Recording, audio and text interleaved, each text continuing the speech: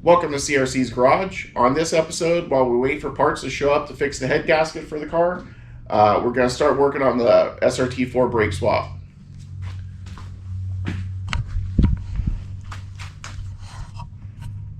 Alright, while we wait on parts to come in for the engine, I've been working on doing the SRT4 brake swap for the Neon. This is one of the parts I powder coated last night. It's actually a PT Cruiser knuckle. But that's what we need to do the brake swap for the car. I really like powder coating parts when I can. It ends up being a really nice, durable finish. But we're going to do that with all the brake parts that are going on the car. I sandblasted the calipers and the brackets, and the bores. They cleaned up pretty good with just some Scotch-Brite. I'm going to give them a light hone with a brake hone, just to make sure I didn't miss anything in there. And then go around and clean up these sharp edges with a pneumatic belt sander. I just find that when powder coating, the powder has a difficult time sticking to those sharp edges, or won't stick at all. So we'll end up with a lot nicer finish in the end once we powder coat them. But then all we have to do then is rebuild them with some new seals, dust boots, and pistons, and then they're ready to go in the car, and we're one step closer to getting those on the car. I am very happy how the powder coated parts came out. So basically we went from this, these are the rear calipers I have to do yet, to the powder coated pieces. So I think they turned out great. Just got to rebuild them now, do the backs, and get them on the car. So this is what we're going from for the rotor size. This is the original rotor that was on the Neon. It's about a 10-inch diameter by about 7/8 inch thick. And then, so we're taking this off and going to the SRT4 rotor, which is 11 inches by about 1/1/16 inch thick. So the rotors are bigger and a little bit thicker, so should get better braking out of it. Here's the knuckle I just removed from the Neon. You could see how this one's designed with the supports for the caliper cast into the knuckle, and then you can clearly see the difference here with the SRT4 type knuckle that just has ears cast into it that the caliper bracket bolts to. So that's going to bolt to there, and that's what's going to support the caliper. So two different setups, and that's why, well, you have to swap the entire knuckle assembly to get the larger SRT4 brakes to work. So this is pretty well documented online, but the knuckle I used with that you have to use to do this swap, the SRT4 brake swap, without cutting up anything, is an 01 to 02 Chrysler PT Cruiser 5-speed manual non-turbo. You have to find a knuckle from one of those to do this swap without having to cut anything up. You could see where the hole is for the tie rod end. It's close to, let's say, towards the outside of the car. This one is a SRT4 knuckle, and you can see where the hole is located. It's located closer to the middle of that pad, the entire pad there. So the rack on an SRT4, I don't know if it's the entire rack or just the length of the ends that stick out of the rack, but they're shorter. I don't know if they did that because for wheel clearance or what, but they're different. So if you to use a SRT4 knuckle, you would have to cut some of the you take the tie rod off, and you'd have to cut some of the threaded rod off because trying to set your toe, you would screw this all the way, the tie rod in all the way in as far as it would go, and it would still bottom out, and it would still, you couldn't get your toe setting correctly, is what I read online. So that's why if you use a 0102 PT Cruiser 5-speed manual non-turbo knuckle, you should be able to assemble it without cutting anything. So that's why I chose these parts, and we'll see if that's true or not. But hopefully it is. I really don't want to hack up the car or replace the rack, because the rack would be expensive. So hopefully this works out so I don't have to cut up anything, but we'll find out. So before I did the swap, I was doing some research on what size tire would fit. I read on some forums that some stock 15-inch wheels would clear the SRT4 brakes, but apparently not mine. I put them on, and the caliper, keep my wheel from falling over. The caliper here will hit, well, it hits the inside of the wheel, and then the weights, how they're mounted, I can't focus on them. There they are. How the weights are mounted are really, that's the closest part to the brake caliper. So what I did is I had some washers, and I used the washers on 3 of the studs to space out the wheel enough to get the wheel on and clear the caliper.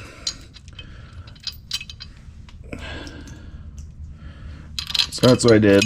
Put them on. Do not drive like this. Do not drive with washers between your rotor and your wheel. That's very unsafe. Do not do that. This is just for mock-up, to see what kind, how thick of a wheel spacer I would need. But that's what I did, as I stacked washers on until it just cleared the caliper. With the stack of washers I had is about it was 6/10 of an inch, and the caliper would just clear the weights that are mounted on the inside of the wheel. And as the brakes wear, this is going to go, the caliper is going to move inboard as the pads wear.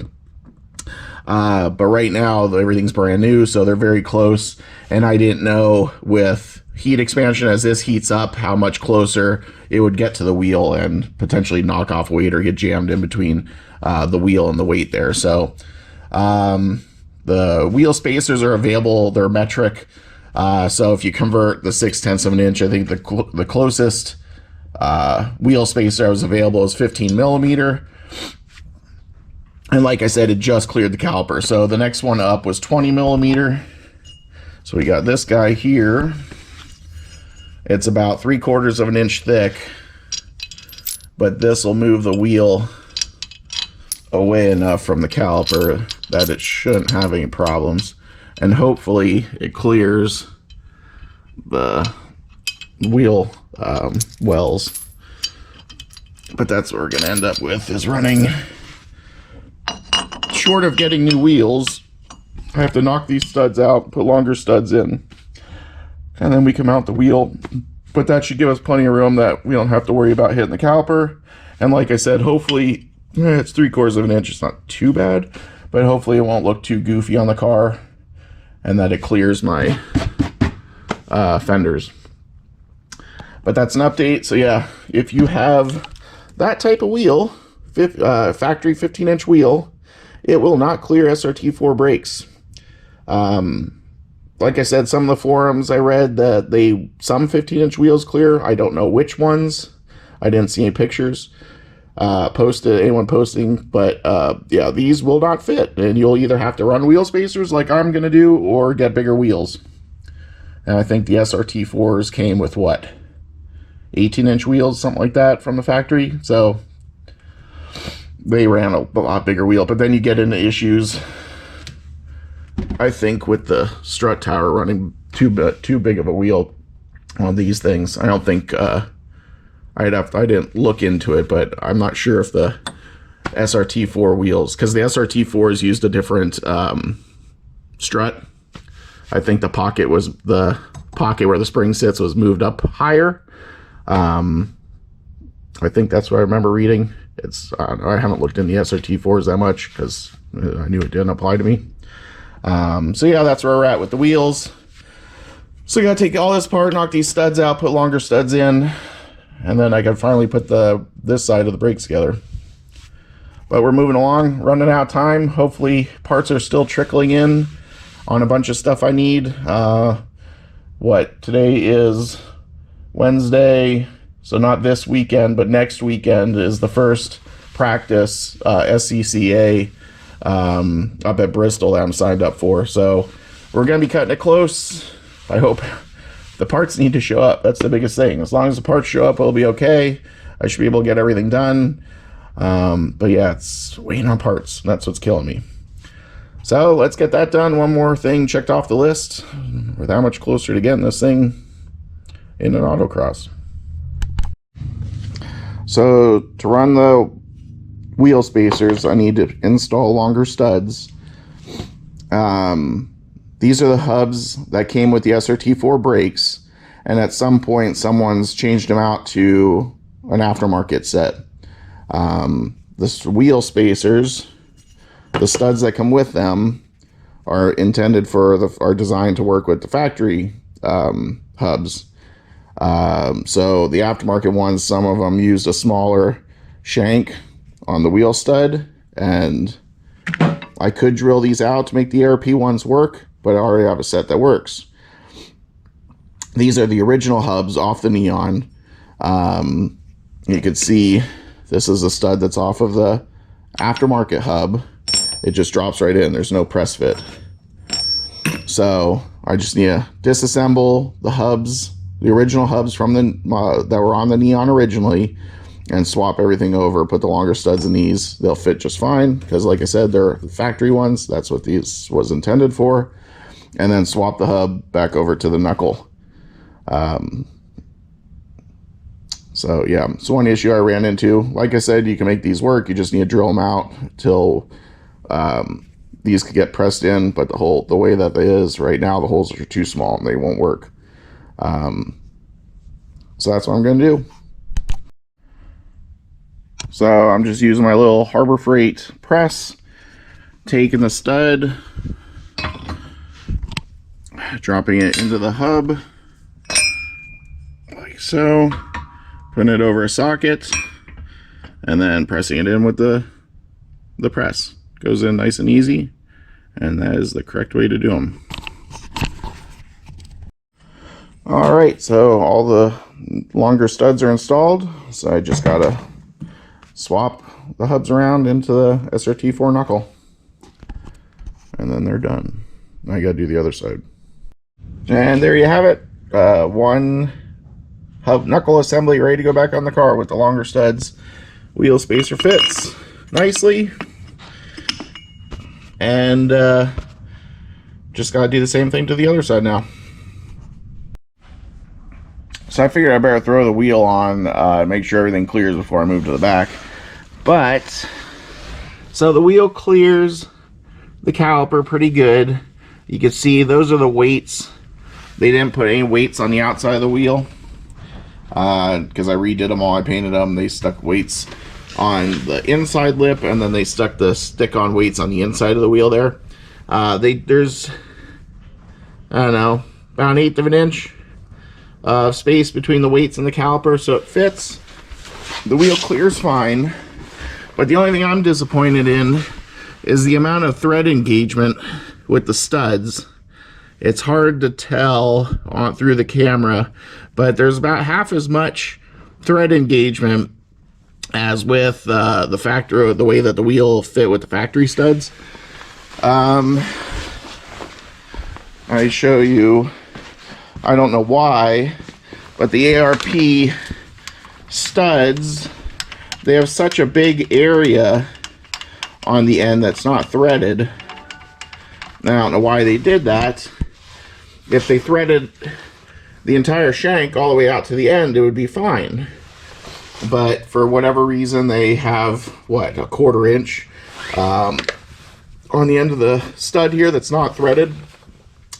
So I think I'm gonna do is get a set of the 15-inch. It's probably fine. I don't think a company would sell you a stud, because it came as a kit. It came with the studs and the wheel spacers. I don't think they would sell you a set of wheel spacers that would be dangerous on the road. But what I think I'm going to do is go. I think the 15-inch wheel spacers will work. So get 5 more millimeters of thread engagement. I'll feel a little bit better.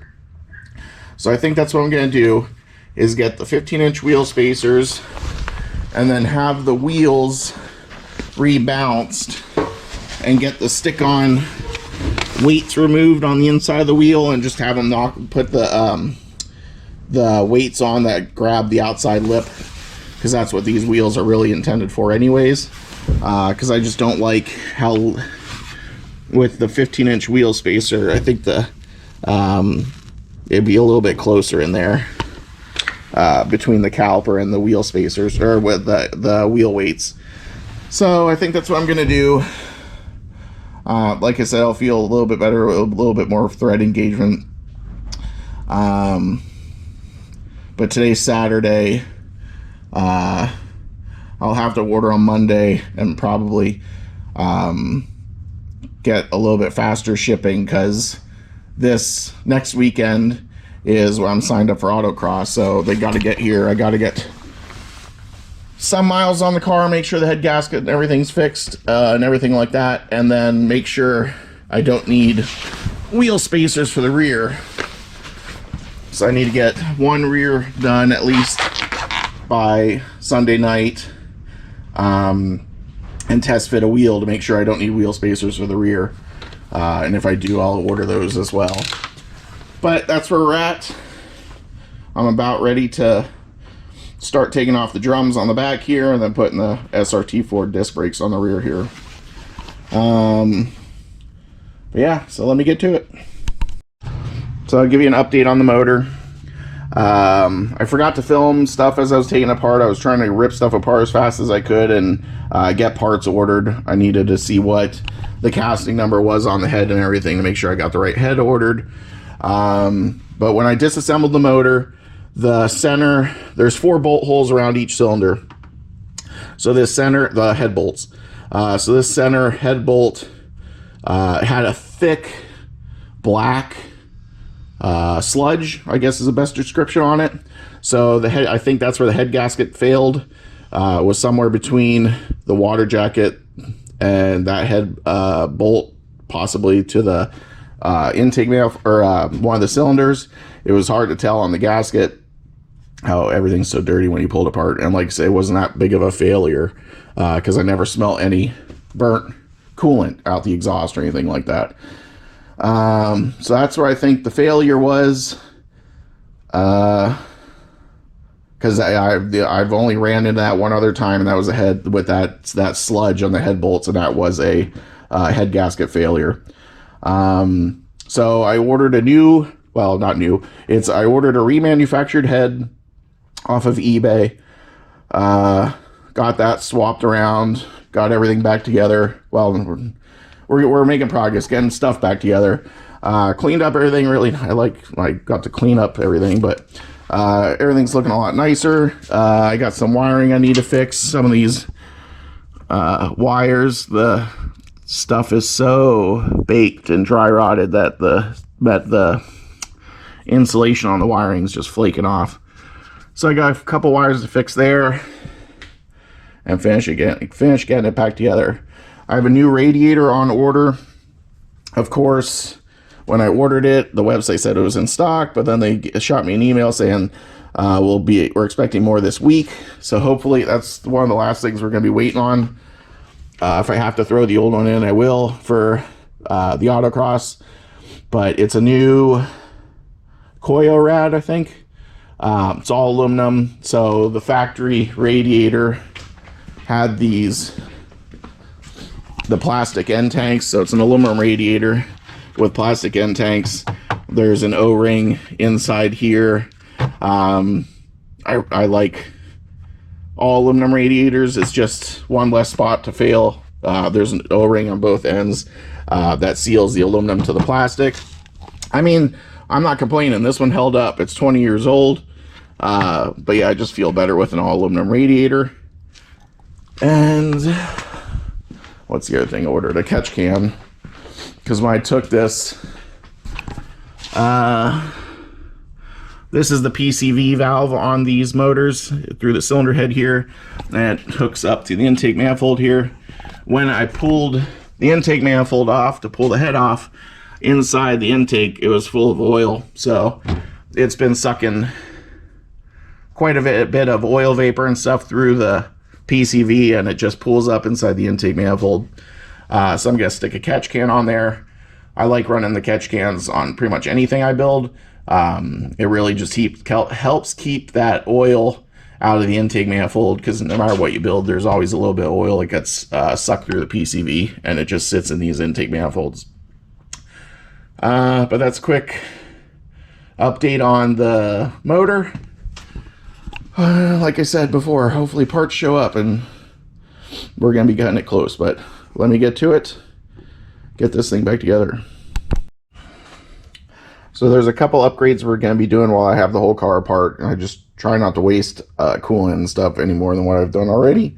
But we're going to upgrade. We're going from the factory 195 degree thermostat to 180 degree thermostat.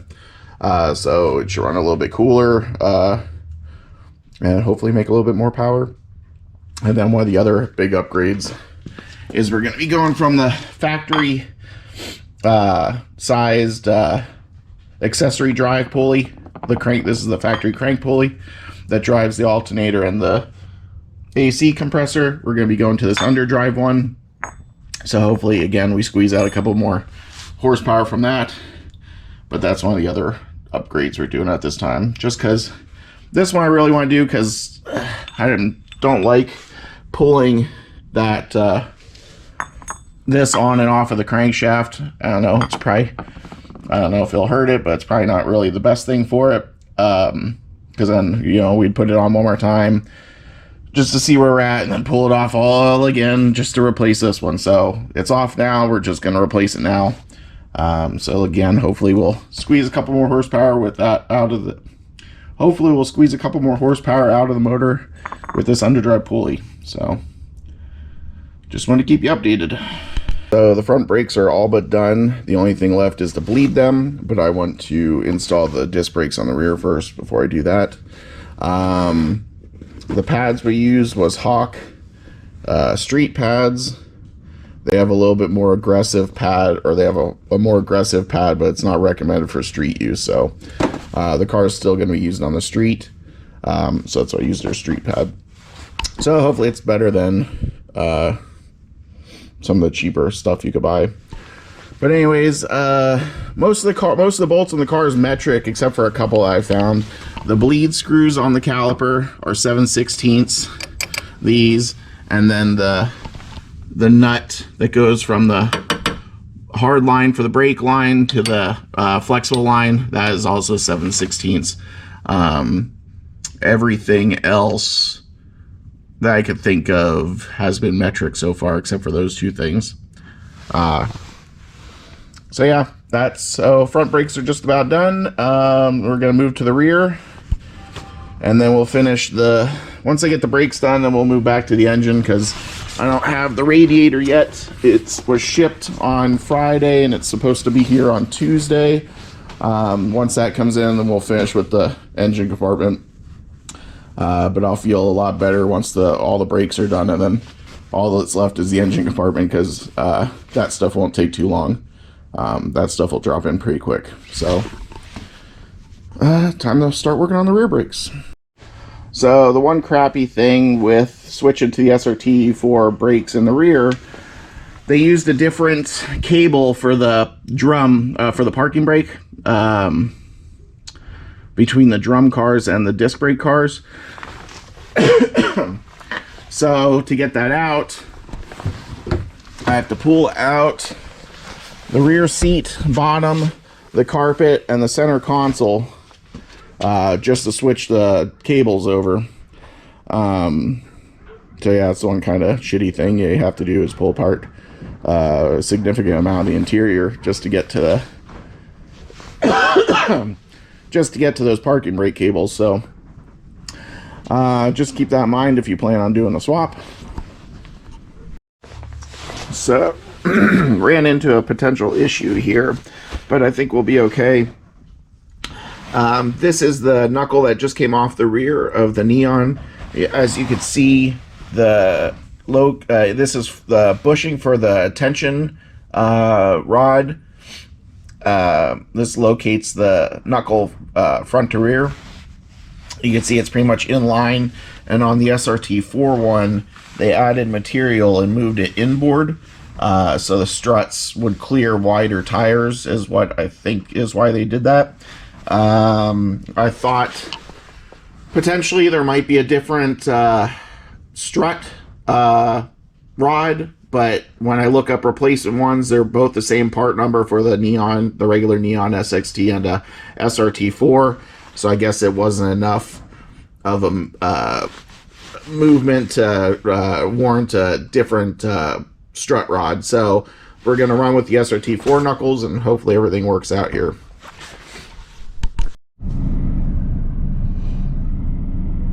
All right, here we go. First run.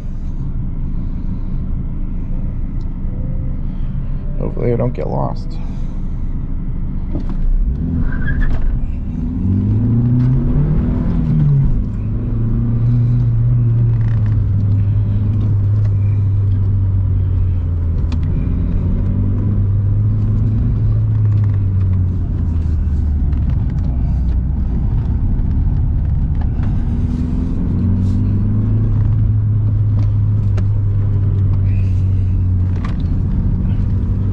Shit. I missed the cone.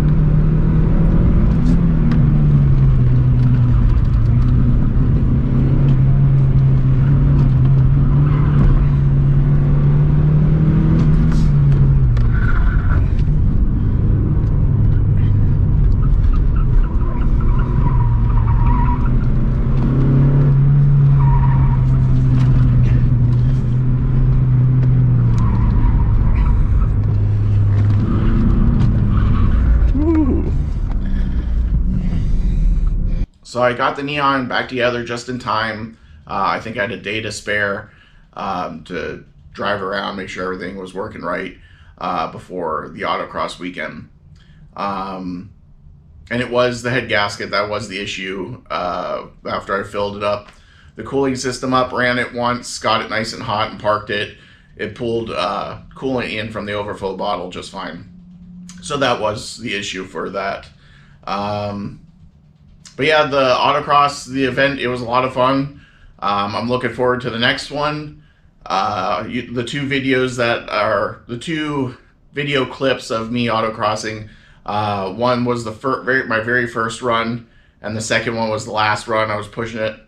I thought I drove the car. I was pushing it too much, but it was my fastest time. So I'm happy that I improved every single lap, or every single time out. I improved my time a little. Some of them was just a little bit, but I improved every single run, so I was happy with that.